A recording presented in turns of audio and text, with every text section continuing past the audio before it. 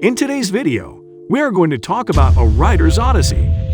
Before we proceed with the rest of the video, make sure you subscribe to our channel, hit the like button, and turn on the notification icon so you won't miss any video. Wanting to find his lost daughter, the father agrees to help a mysterious woman kill a novelist. At the same time, a young hero in a different universe has also set out his plan for revenge, and his actions are beginning to affect the real world. A Writer's Odyssey is a 2021 Chinese action-adventure fantasy movie. This movie is directed by Liu Yang and released by Ning Hao. This film was released on February 12, 2021, during the Lunar New Year. The film is based on Xu Yingzudao's novel with the same name as its God Slayer sequence. Liu Yang is best known for his films The Brotherhood of Blades, good examples of the karate pieces that control the exit of rallies and become even more so as they both fall into fictitious crime. They are both shocked by the critique of criticism and finances and put Liu on the map. With his newest film, he has continued to build a name for himself with A Writer's Odyssey as it combines vision and reality into a complex plot that compellingly incorporates emotion and myth. With the high budget, he has ever worked with a few screen collaborators in Lei Jiayin and Yang Mi, and well-known filmmaker Ning Hao as a major producer. Will Liu make his best film yet? The film is based on the short story of Xu Yingzudao and begins with two main acts. The first plot follows the journey of a middle-aged Guan named Lei Jiayin, who is tracking down child traffickers who may have abducted his daughter Tangerine Wang Shengyi. After 6 years of searching, he has reached a different conclusion and has been arrested in his latest attempt to track down her captives. He will be rescued from police custody by the mysterious Tuling, Yang Mi, who works for wealthy businessman Li Mu Yu Hue. Two hires want to take on the murder mission to get information that could lead to the discovery of his daughter. He has to murder Lu Kangwen, Dong Zijian, a talented young author who is presently writing his latest novel, God Slayer. The second plot is set in a great dream world and following the journey of Lu Kangwen, the same name, also played by Dong Zijian. The young villager turned into a hero driven by revenge after witnessing the tragic death of a loved one. He then strives to fulfill the responsibilities of responsible people. The villainous Lord Redmayne, not affiliated with actor Eddie I Create Life Redmayne, with the help of Susan Z, also played by Wang Shengyi, and Black Armor, spoken by Guo Jingfei, a long-lived soldier now embodied like a single eyeball in a costume of armor that Kangwen wears. How do the two structures fit together? How do you think this relates to Guan's search for this daughter?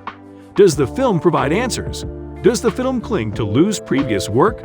Writer's Odyssey is a mixed bag from the filming concept, but as a theme park tour, as Martin Scorsese can explain Marvel movies, it's much more fun to watch.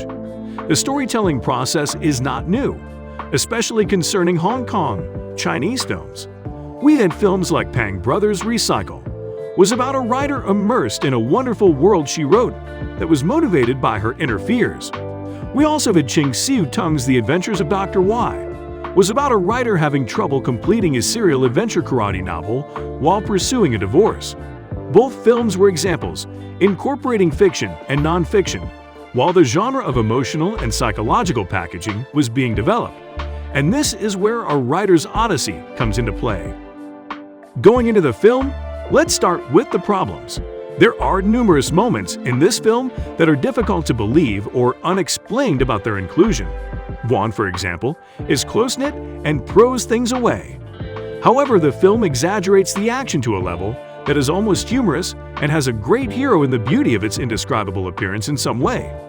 Exaggeration also applies to opponents on the modern side of the plot.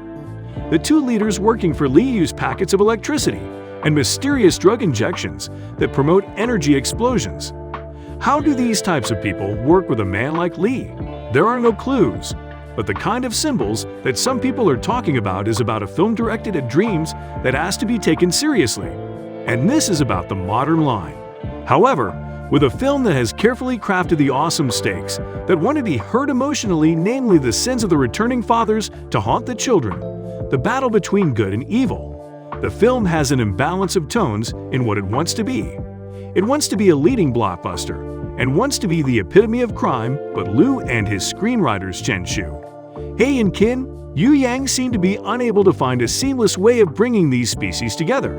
With a good look, the film ends in a satisfying way, showing Liu as his cake and eats it too, a conclusion that connects the two sites in a way that effectively remembers The End of Young Women by Greta Gerwig. To be honest, the film may have described Wuxia's approach, in which the characters have a mysterious power without any explanation or consultation behind them, a kind of well-dressed beauty.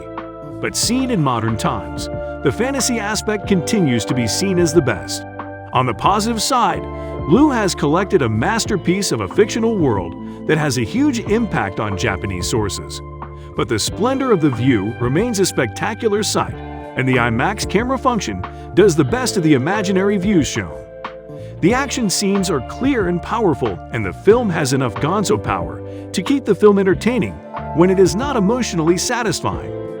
Throw in the most successful points by Australian composer Jed Kurtzel, who has managed to block the thoughts and weight of the truth of the story and has a pack that enjoys technology.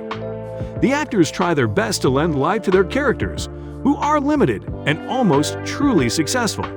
Lei is confident in showing despair and persistence in Guan, while Dong plays both the author and lead actor in this fantasy in a solid way.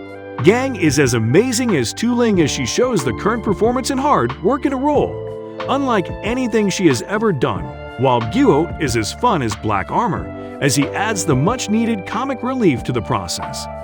The only disappointment here is Yu, who is given very little to do as the film's main antagonist, pointing out the remnants of the flawed screen text. It is a disgrace that their makeup is documented and their expression of motives is handled in a weird way involving jarring exposition, especially in the case of Tu Ling. All in all, A Writer's Odyssey is fun entertainment that offers enough wild action, energy, art, and spectacular splendor to satisfy the audience. But one wonders what it would have been like if the script had been emotionally burdensome and reluctant to talk in the background. So, we've come to the end of our today's video.